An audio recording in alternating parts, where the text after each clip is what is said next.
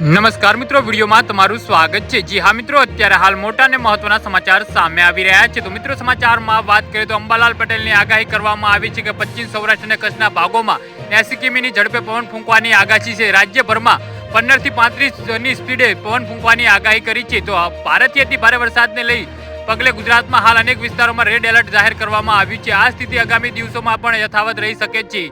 જી હા મિત્રો, અત્યારે હાલ મોટા સમાચાર સામે આવી રહ્યા છે। સૌરાષ્ટ્ર અને કચ્છમાં વરસાદનું જોર યથાવત રહેવાની આગાહી છે। આગામી 2 થી 3 દિવસ હજુ પણ સૌરાષ્ટ્ર અને કચ્છમાં ભારે વરસાદની આગાહી છે। કચ્છમાં પણ 2 દિવસમાં ભારેથી અતિ ભારે વરસાદની આગાહી છે। તો 30 ઓગસ્ટ આસપાસ વરસાદી જોર ઘટવાની શક્યતાઓ છે। જી હા મિત્રો, અત્યારે હાલ મોટા સમાચાર સામે આવી રહ્યા છે। ગુજરાત માટે હજુ પણ આગામી 72 કલાક માટે ભારે છે।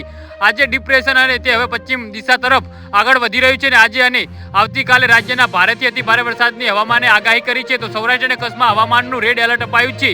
અત્યાર સુધીમાં ગુજરાતમાં 102% વરસાદ વરસી ગયો છે। જી હા મિત્રો, અત્યારે હાલ મોટા સમાચાર સામે આવી રહ્યા છે। ગુજરાતમાં હાલ ભારેથી અતિ ભારે વરસાદની આગાહી કરી છે। હવામાન વિભાગ દ્વારા આપવામાં આવી હતી। આ સ્થાનિક તંત્રને સાથોસાથ સરકારે પણ આપી છે। લોકોને સતર્ક અને રહેવા સૂચના કરી છે।